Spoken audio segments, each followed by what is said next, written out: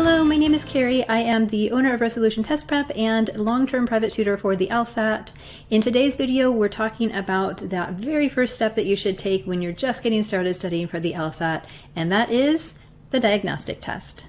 So one of the very first things that you should do, if not the very first thing that you should do, is to take a full-length timed diagnostic test to get a sense of what your background is, to get a sense of what your baseline is. And that diagnostic, you can find them for free on LawHub. That's LSAT's platform for practice materials and other resources for the test.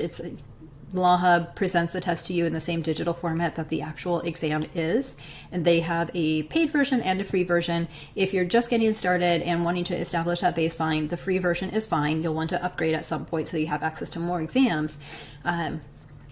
But for the diagnostic, go ahead, free version is fine. Just create yourself an account on LawHub. You can find it on LSAT's website, and then take that diagnostic.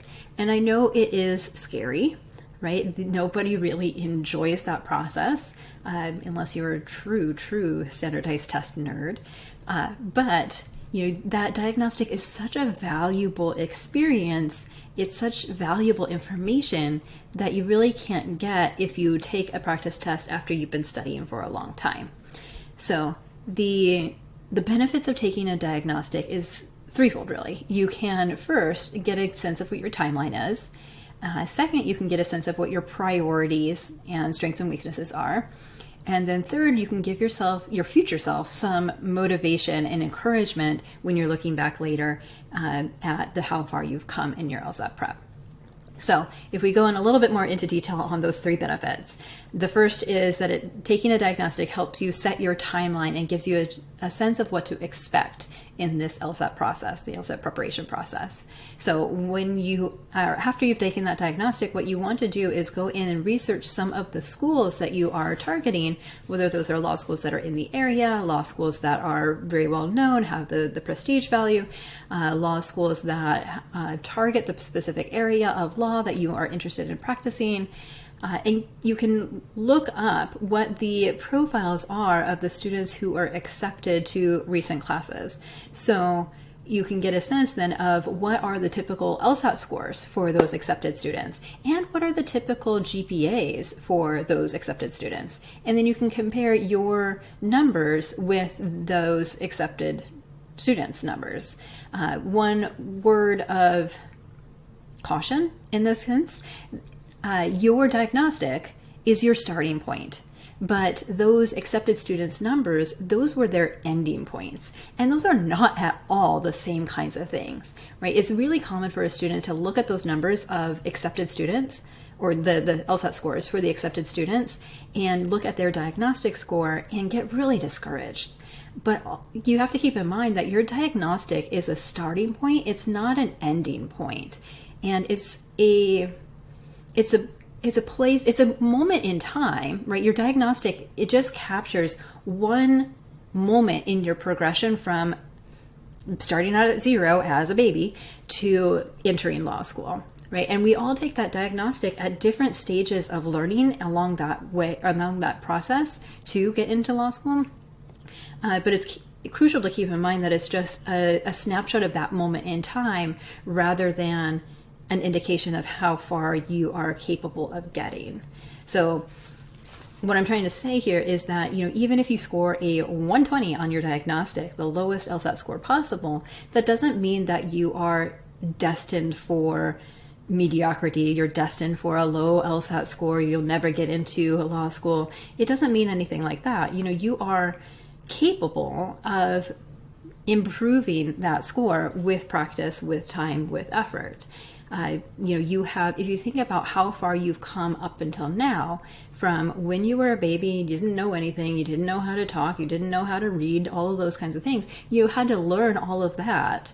You have already picked up a lot of the information that you need for the LSAT, right? How to try to be convincing to somebody, how to do reading comp on standardized tests. If you took the SAT or the ACT, then you had to master that to some degree in order to get into college. So you've already learned some of those things, and now the LSAT is just asking you to raise the bar and take that to the next level, but that doesn't mean that you can't get there, right? If we don't have that kind of growth mindset, then we start thinking that we're kind of stuck at the level that the diagnostic is, or that diagnostic gives us an upper bounds, like you can't improve more than this much on there. You're kind of like destined to only improve that much.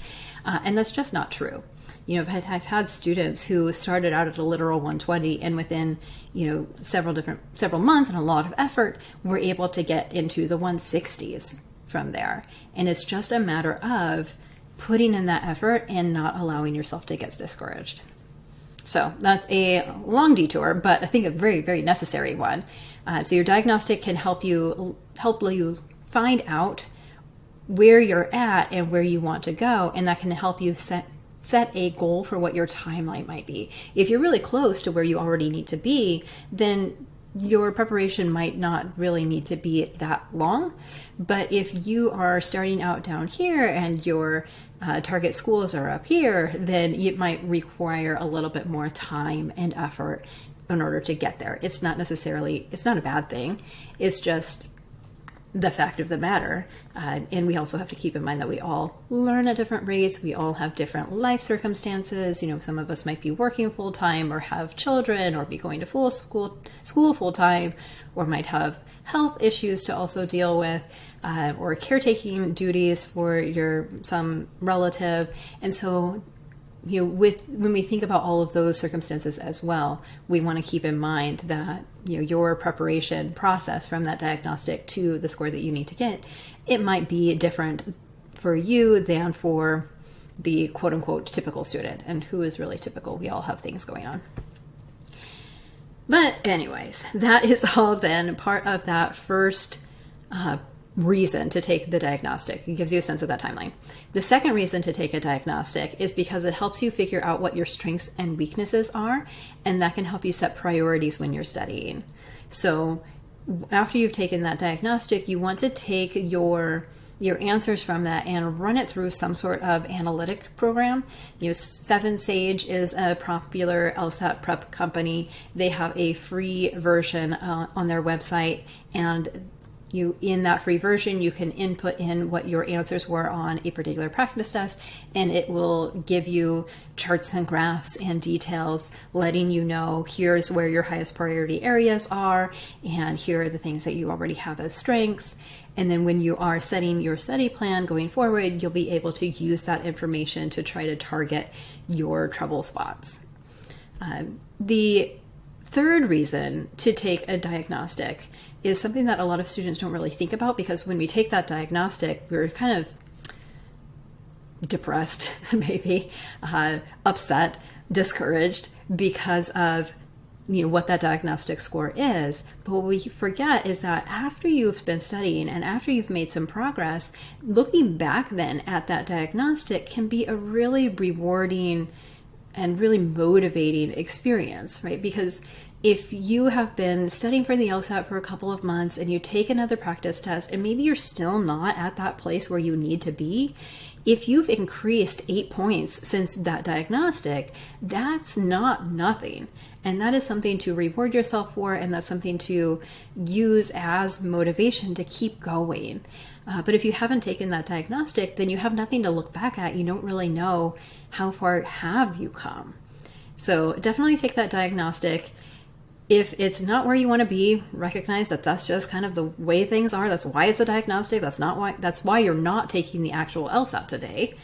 It gives you a place to start from, and it'll give you a place to come back and reflect on as well whenever you need that kind of motivation boost going forward in your LSAT prep.